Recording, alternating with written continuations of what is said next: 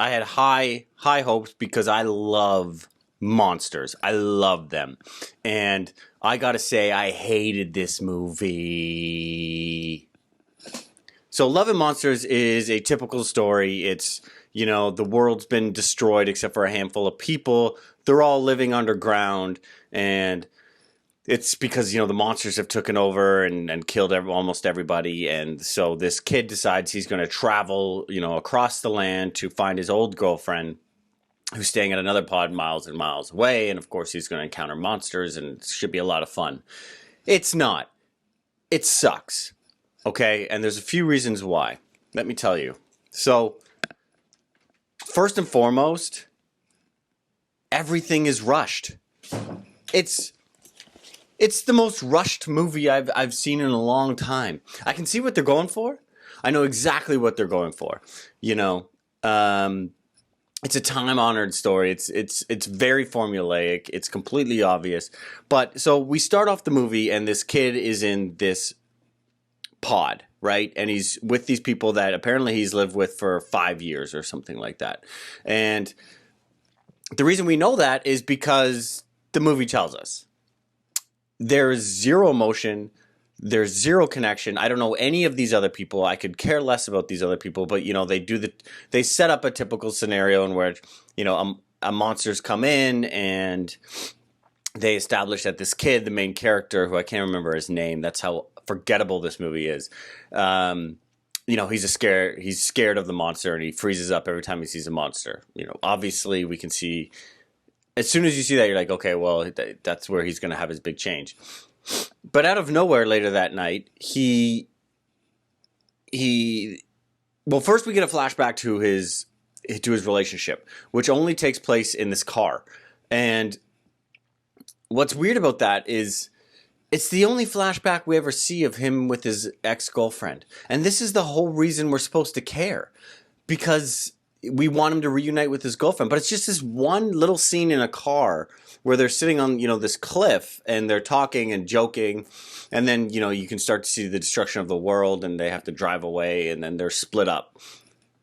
But they go back to that 3 or 4 times. So you never really feel the connection to his girlfriend. You could care less. They actually don't have much chemistry.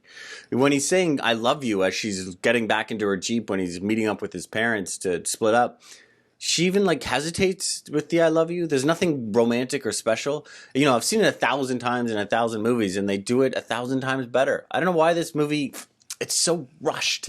And then, so he's on the radio in his pod, in present day, and then we see that he's found her already, and he's talking to her, and the conversation is kind of awkward and not, enjoyable. I don't know why they didn't take 3 or 4 minutes to establish him trying to find her, and then the euphoria he feels as her voice comes across the radio. He just has already found her. So okay. Then fast forward to that evening, he's having dinner in his pod, and just like that, he tells them, oh, I'm going to leave. And it's supposed to be emotional, but, a scene before that, when that monster had broken in, one of them died. And there's only a handful of these people in here, and they've lived together for 5 years, and there's barely a reaction to the guy's death. And everyone in the pod is all relationed up. They're all dating each other, except for this one kid. But there's no heaviness. The guy who dies, we don't even know who he was dating from that pod. There's no emotional reaction. So this kid just gets up, and he's essentially like, oh, hey, I'm gonna go find this girl. And the guys in the pod are like, oh, you'll die for sure. But okay, see ya. And then he just goes into the world, Then, of course, once he's in the world, we need some kind of, device here for exposition. So he meets up a la Zombieland with this old man in a cowboy hat and this little girl. And that gets rushed. Right away, there's no establishing the relationship. There's no back and forth. There's no mini hero's journey within there. They do a quick montage of him getting better with his bow and arrow for some reason. And then the old man and the little girl teach him a little bit about monsters, so the audience can figure out what the monsters are. Turns out the monsters are just overgrown bugs, some radiation from a comet hit, and a bunch of insects and stuff grew to this enormous size. So these are the monsters. They touch on the fact that lizards grew big too, but we don't even see any lizards, and that would have been cool. So that actually, that takes me to my biggest issue, is that the monsters suck. Okay? If you're making a monster movie, you have an obligation to be cool. You have an obligation to be creative. Give me some monsters. I want monsters. I want people sitting around the table being like, what if this crazy monster had this? But instead what we get is like a giant, millipede and a giant snail and a giant crab as the big bad end guy. And it's very boring. And there's very few. This kid's journey, he comes across 3 monsters. And it's supposed to be this 50-mile journey. And he comes across 3 monsters. And again, these monsters aren't monsters. They're just giant insects acting as insects would. So even though this kid is some kid who can apparently, only freeze up when he sees monsters and he's this super coward or something like that, he handles these guys just fine by, running away or lucking into destroying them. But the whole time you're watching this thinking, how did these monsters defeat the world's military? How is 9% of the world dead when this guy can walk 50 miles, come across 3 monsters, and be fine?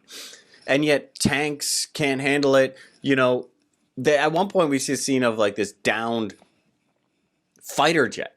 And all you can think is, well, there's thousands of fighter jets in the world, and you're telling me these landlocked giant insects that move kind of slow and just act like insects because that's all they are, can't get defeated by an army, by a bunch of fighter jets just dropping bombs and shooting machine guns at them from, it doesn't make any sense. There's nothing about these monsters that would imply that they could destroy the human race.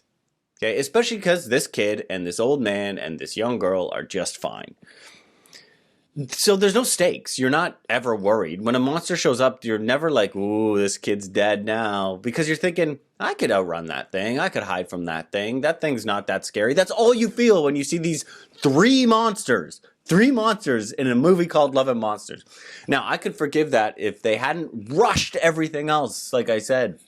Rushed all the relationships, rushed this old man and this girl, rushed the girlfriend, rushed all the pod stuff.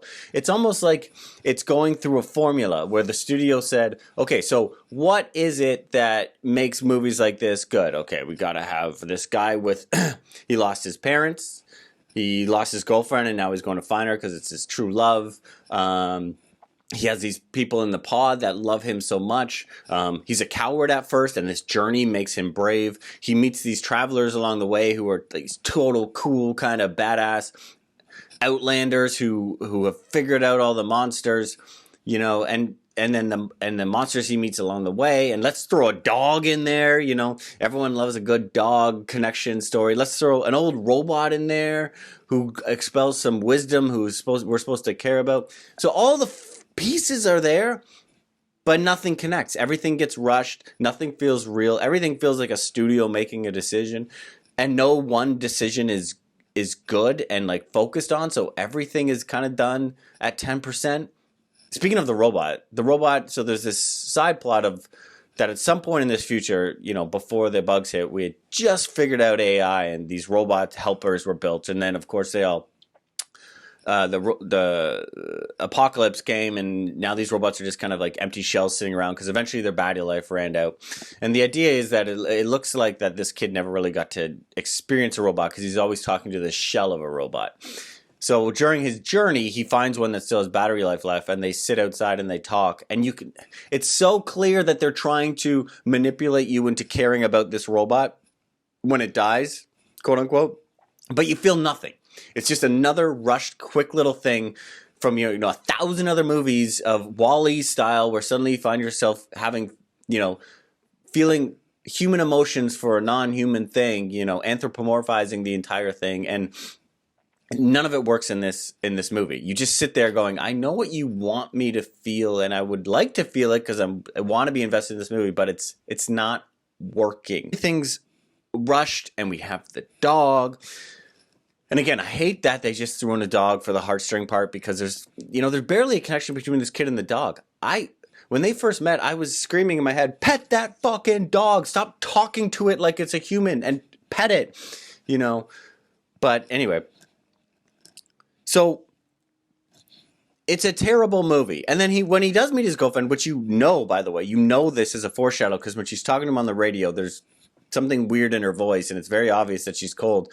She doesn't love him anymore. It's been 5 or 7 years, and they were teenagers. She's lived an entire life. Of course she doesn't love him anymore.